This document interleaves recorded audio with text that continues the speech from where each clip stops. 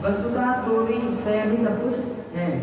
मतभेद ही अज्ञान है, क्योंकि शिव ही भिन्न किसी द्वैत वस्तु की सत्ता नहीं है।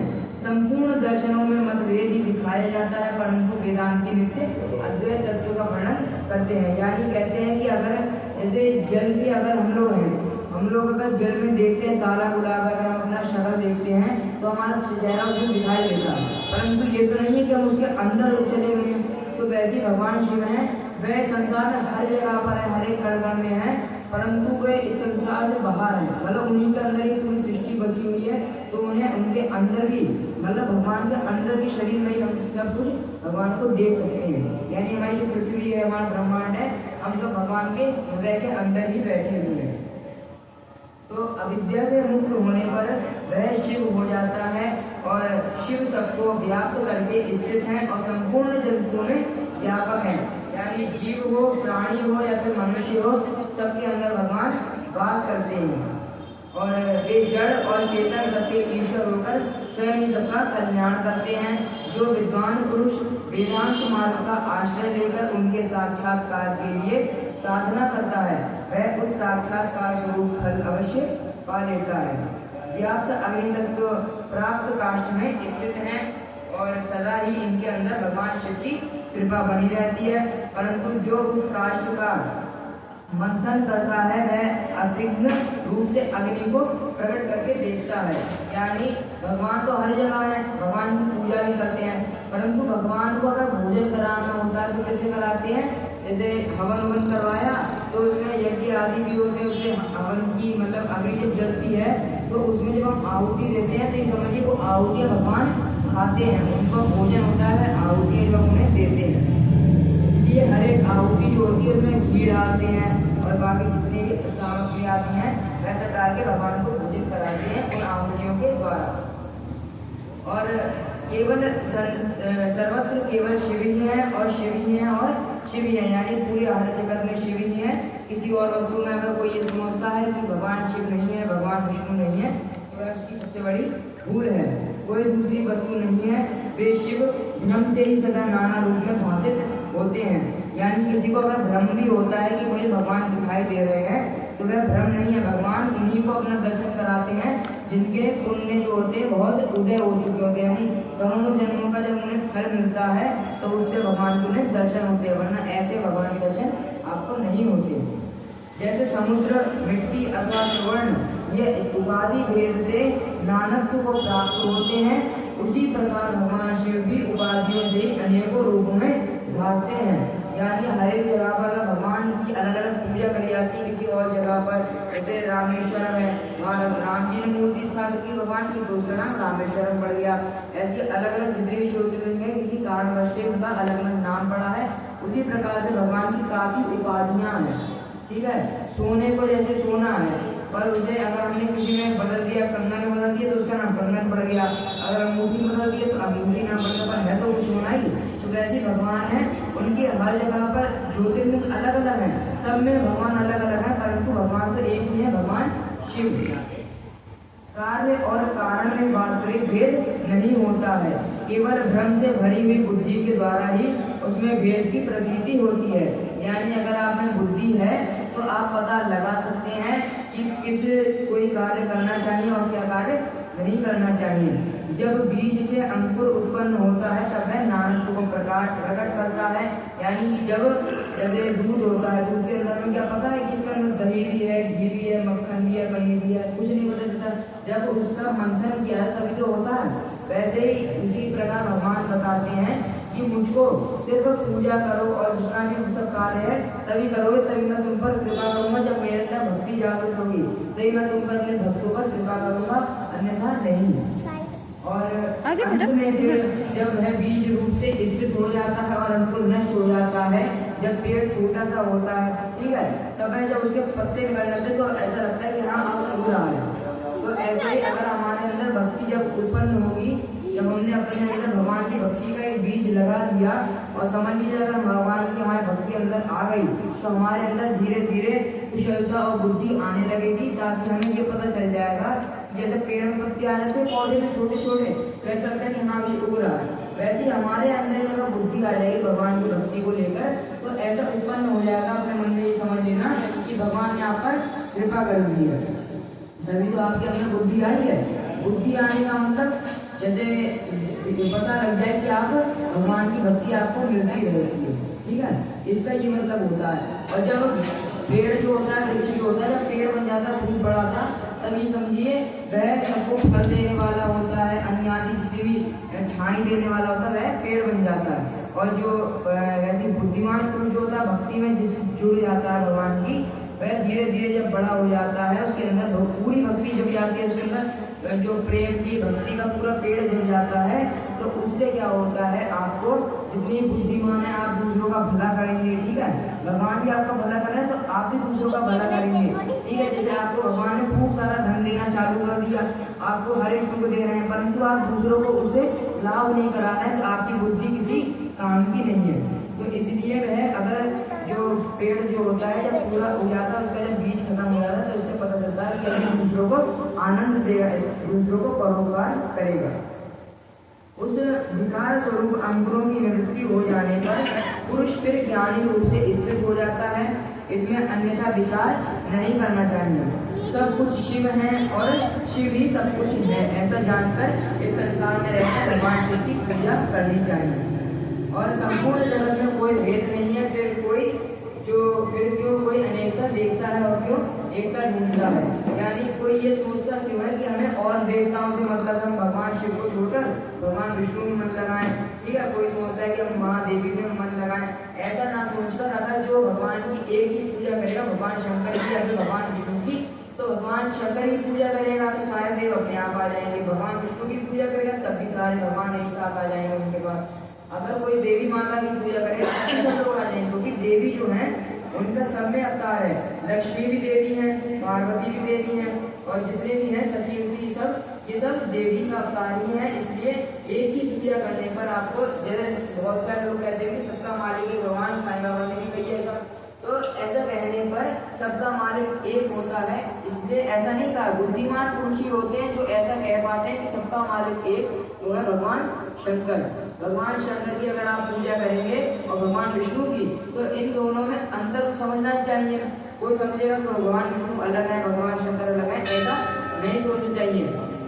दोनों एक ही हैं, सबके उनके अंदर से ही वही निकले हैं, उनके अवतार वह भी हैं, परंतु बस काम इतना है कि अलग अलग कार्य बढ़ चुके हैं। यानी उनका कार्य अलग है, उनका कार्य अलग है, कार्यों में बढ़ चुके हैं, इसलिए उनको अलग अलग हम लोग देखते हैं, परंतु वह एक ही है।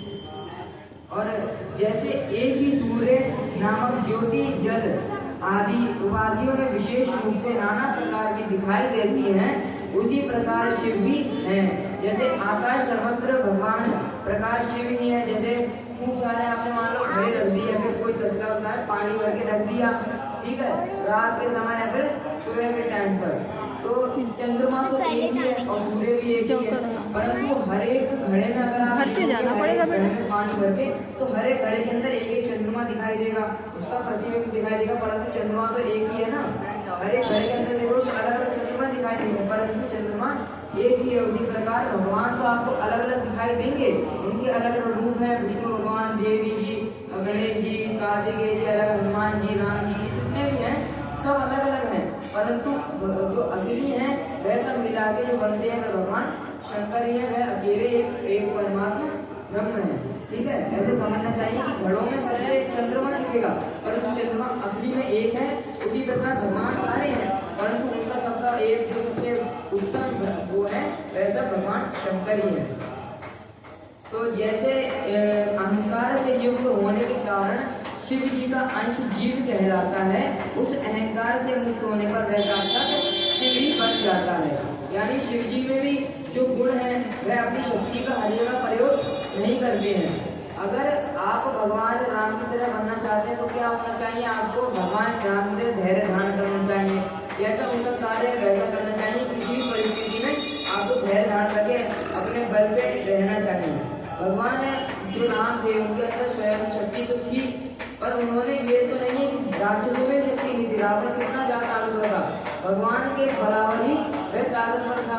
रावण जो था भगवान विष्णु के बराबर ही ताकतवर था, परंतु भगवान राम कैसे जीत गए, क्योंकि एक बात है, अगर आप जैसे रावण था उन्होंने अपने भाई के साथ धोखा पूरा कर दिया विभीषण के साथ। अगर विभीषण अगर नहीं बताता कि इसके जो नाभि में अमृत का कलश भरा हुआ, अगर आप उसको तीर मारेंगे तभी वह टूट जाएगा, तो यह इसको यहाँ दिखा दो, अब अगर मैं ऐसा नहीं बताता ग्रो नहीं करता तो हमारा भी आप यहाँ बैठ जाओ। तो यही बात होती है कि अगर आपको साथ ही हर तरफ से जीतना है तो आपको धैर्य धारण करके चलना चाहिए, अपनों से रिश्तेदारी बना के चलना चाहिए। अगर कोई आपको बहुत अच्छी बात समझा है तो उसे ये नहीं समझना चाहिए कि अरे खुद ज्ञान दे रहा है, खुद का नहीं दे रहा, तो ऐसा नहीं करना चाहिए। अगर वह आपको ज्ञान दे रहा तो एक बार आप उसको करके देखिए वह ज्ञान को, तो आपको फल की प्राप्ति मिलेगी। अगर रावण एक बार अगर जो विभीषण जी थे अगर इन्हें कुछ कह भी दी कि राम जी के लिए तुम ऐसा मत करो, जो राम जी हैं स्वयं भगवान विष्णु है जिन्होंने सृष्टि बनाई है, उन्हीं ने आपको भी बनाया है,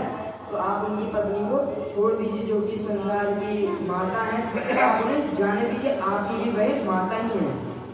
अब अगर वह धैर्य धारण करता कि चलो तुम जैसा कह रहे हो कोई बात नहीं, अब अगर मान लो अगर वो नहीं भी छोड़ता माता को, अगर माता सीता को अगर नहीं भी छोड़ता तो अपने भैया को अगर धैर्य धारण करके वहीं पर अपने पास रख लेता तो कुछ चला जाता, और उसने क्रोध में आके एकदम से घर से निकाल दिया, घर से निकाल दिया तो भैया हो तो सारा तुम्हें जब उन्हें बता दिया तो भी वो मरा गया, वरना ऐसे मानता तो था नहीं।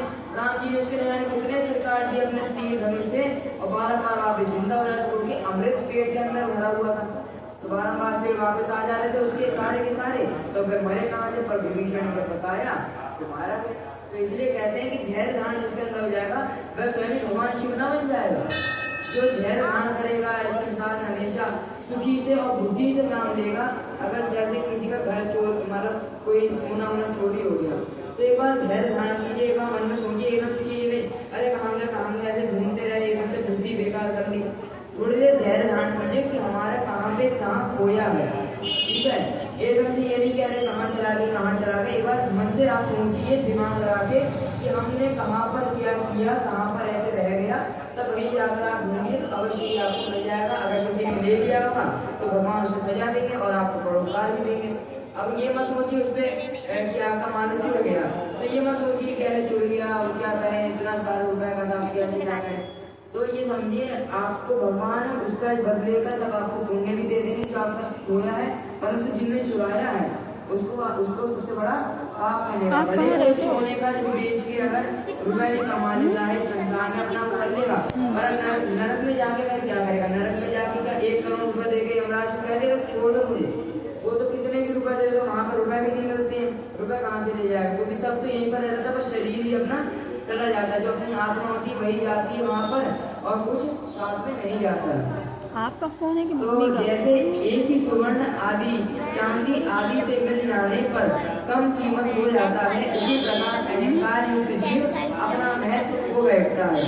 जैसे क्षार आदि से युक्त किया हुआ उत्तम सुवर्ण आदि पूर्वक बहुमूल्य हो जाता है, यानी अगर किसी सोने को अगर पिघलाकर उसे बढ़िया बना दिया गया और चमकदार बना दिया गया तो उसके बाद उसके हीरे कुछ भी बनाया गया होगा, मोती या फिर माला कुछ भी बनाया गया हो कहने, तो वह और ज्यादा चमक लगता है, तो उसका जो मूल्य होता है रहता पहले की तरह ही है। ये नहीं कि अगर वो चमक रहा है तो उसके ज्यादा मूल्य हो जाएगा, सोने का जितना मोल है उतना का उतना ही रहेगा, भले तो उसे कितना भी साफ करके उसे कितना भी अच्छा करके कैसा ही बना दो, परंतु उसका मूल वैसा का वैसा ही रहेगा। उसी प्रकार भगवान शिव है, अगर आपने भगवान की खूब पूजा कर ली परंतु आपके अंदर अहंकार तभी भरा हुआ है, जो कुछ लोग होते हैं वो मतलब सिर्फ अपनी पत्नी अगर अपनी पति के कहने पर भगवान की पूजा करते हैं और कैसे नहीं करते हैं, तो इससे ये प्रतीत होता है कि भगवान आपको पुण्य नहीं भी दे रहे हैं और दे भी रहे हैं, पूजा का आपको पुण्य मिल रहा है, परंतु अहंकार में चले जा रहे हो तो जितना आपको पुण्य मिल रहा है वही बढ़ जा रहा है, कुछ नहीं बच रहा है, शून्य, ना पाप ना पुण्य, बिल्कुल शून्य रह रहे हैं।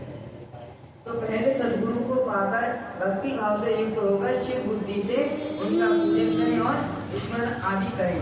गुरु में शिव बुद्धि करने से सारे पाप आदि मन शरीर से निकल जाते हैं। जो हमारे गुरु हैं, किसी का कोई गुरु नहीं है तो भगवान शिव को गुरु बना लेते हैं, ठीक है। तो भी जो भगवान शिव है वही सबसे आदि पुरुष है, आदि पुरुष यानी सबसे पहले के उनसे पुराना कोई उनसे पहले कोई पुरुष नहीं था, सबसे पहले पुरुष वही है, इसलिए उन्हीं को गुरु मानना चाहिए, किसी को गुरु नहीं है। वैसे अपने गुरु एक बना लेनी चाहिए, क्योंकि अपने गुरु से जो आप आज्ञा लेंगे, जो आपको वह ज्ञान देंगे, उससे भगवान की प्राप्ति आपको जल्द से जल्द होगी।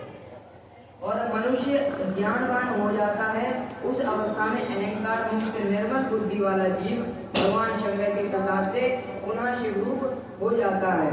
जैसे दर्पण में अपना रूप दिखाई देता है उसी तरह उसे सर्वत्र शंभु का साक्षात्कार होने लगता है। यानी भगवान की अगर भक्ति आपको प्राप्त हो जाएगी तो आपको ये नहीं लगेगा कि हमसे भगवान मेरे दूर है, आपको हमेशा ये लगेगा भगवान हमारे साथ ही है और हमें किसी बात की दिक्कत नहीं होगी, भगवान हमारे साथ है, ऐसा आपको लगने लगेगा। क्योंकि आपके अंदर जब भक्ति का बीज अंकुर हो जाएगा, जब आपके अंदर भक्ति का पेड़ पूरा उग जाएगा, शरीर गिर जाने पर वह जीवन मुक्त ज्ञानी शिव में मिल जाता है। यानी जो भक्ति का भगवान जिसे अपना बना लेते हैं, तो अगर हम मर जाते तो भगवान के ध्यान में चला जाता, भगवान अपना से बना लेते हैं। अभिमान से रहित है उसे ज्ञानी माना गया है। और जो शुभ वस्तु को पाकर हर्ष से फिर नहीं उठता, अशुभ को पाकर क्रोध या शोक नहीं करता तथा सुख दुख आदि सभी बंधुओं में समान भाव रहता है। यानी अगर किसी का पुत्र मर गया, जैसे उसका भी कथा आएगी, उसका पुत्र मर गया, उसके आगे जिंदा भी हो गया, तो उसे ना दुख हुआ ना सुख हुआ, आराम से भगवान की पूजा अपनी करे पड़ी है, उसे कोई मतलब नहीं होगी। भगवान ने अगर मारा तो भगवान ही जिलाएंगे, क्योंकि मैंने इतनी भगवान की पूजा जो करी है। तो वह ज्ञानवान कहलाता है जो हर एक सुख दुख में समान भाव रखता है। अगर आपके सारा सुख आ गया तो ये नहीं कि हम खुश रहे हैं, बिल्कुल ही अपना सब पे बांट रहे हैं, देखो हमारे पास इतना धन है इतना धन है, सबको अगर बताएंगे तो ऐसा सुख मनाने भी अच्छा नहीं होता। और अगर आपको दुख आ गया तो आप किसी से ये तो नहीं कहेंगे हमारे को बहुत दुख है, हमारे घर में बहुत तंगी चल रही है, वो सब तो ये तो आप नहीं बताएंगे। परंतु आपका सुख आ रहा है, धन आ रहा है, तो आप सबको बताने चले जाते हैं। तो ये बात नहीं होनी चाहिए। जो समान भाव रखता है, सुख में भी वैसा ही दुख में भी वैसा, जो ये सोच के चलता है कि अगर हमको सुख आ रहा तो भी भगवान ने दिया, दुख आ रहा तो भी हमारे कर्मों ने भगवान ने दिया है, ये समझ के अपना सुख दुख का अपना पालन करते रहिए। आत्मचिंतन से तथा तत्व ज्ञान से विवेक से ऐसा प्रयत्न करें कि शरीर से अपने